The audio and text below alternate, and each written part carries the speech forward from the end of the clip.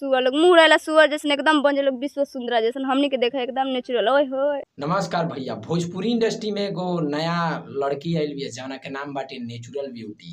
इ भोजपुरी इंडस्ट्री में कुछ अलगे पहचान बनावल चाहती है भैया। इ सबसे ज्यादा लड़का सन के बुराई करती है, वो लड़का सन के करियर त लड़का सन के सुअर माने इ लड़का सन के बुराई माने करे में नहीं कौनो कसर नहीं के छोड़त। तो चलो लो एगो तारा लोग के सबसे पहले वीडियो एकर देखावत तनी। अच्छा एगो बात कही करियवा सा के हकीकत सब करियवा एक जगह हो जालन सा पहले पता लगावत फिरलन से कामने घरे मतलब बर्थडे बा। जैसे कि भैया तू लोग सुनबे कैल ह कि कहतिया का जितना करिया लइका बाड़न स बर्थडे पार्टी के चक्कर में रहेलन स। बर्थडे पार्टी के चक्कर में काहे के रहेलन स, एकनी के बर्थडे में का मिलेला इ भी खुदे बतावतिया, एक बार सुन लो। कैसे कुकनी के तो औकात ना रहेला होटल में जाके मीट मछली खाए के कम से कम वही बहाने तकनी के मीट मछली खाए के मिल जाला। बात करियो काहे कॉल से कमासो खेले लोनु लड़का सन के कितना बड़का बेइज्जती कैलक हिय। इ कहतिया का लड़का सन के मीट मछली खाए के का पैसे ना होला।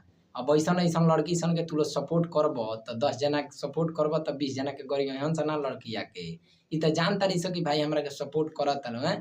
तो मर्द तू लोग ऐसा लड़की के सपोर्ट करत रह। हमनी वीडियो बनावत इनसे तो करते नहीं का यही चीज तक नहीं खे रुकत। लड़का सन के एगो इंटरव्यू में सुअर बोले बिया, सुनल चाहत रहो लो सुन लो। बात कही लड़की सब के बहुत घमंड रहेला उहो अपना आप पता लखनी फोटो एडिट करके ओले से ना बाज के तरह सुअर लोग मुंह रहेला सुअर जैसे एकदम बन लोग विश्व सुंदरा जैसे इ बना देलक नो सब जना के सुअर। जितना जना लड़का बाड़ल लो जेमे से कि हमहू बानी भाई, सब जना लड़का के तई त सुअर बना देलक। आई जितना जना सुअर बा लो एकर जाके चैनल जौन बाटे ओकरा के सब्सक्राइब करता लो, जौन बनैले बिया इंस्टा आईडी ओकरा के फॉलो करता लो। आ हई तू लो जौन हई रंगदारी वाला स्टेटस लगावत रहो आ झाड़त रहो करिया करिया शॉर्ट। एक बार हई सुन लो हई जितना जना रंगदार बनत रही केकरा में हई करिया शॉर्ट अच्छा लागेला लो एक बार देख लो। ब्लैक शर्ट तो लड़की में जचला लड़का समय ऐसे ना जचला कि वो ऑलरेडी कोरिया कोरिया रहला सब। तो बस भाई लोग सुन लेलन नेचुरल ब्यूटी कितना लड़का सन के बुराई कैलक हिय।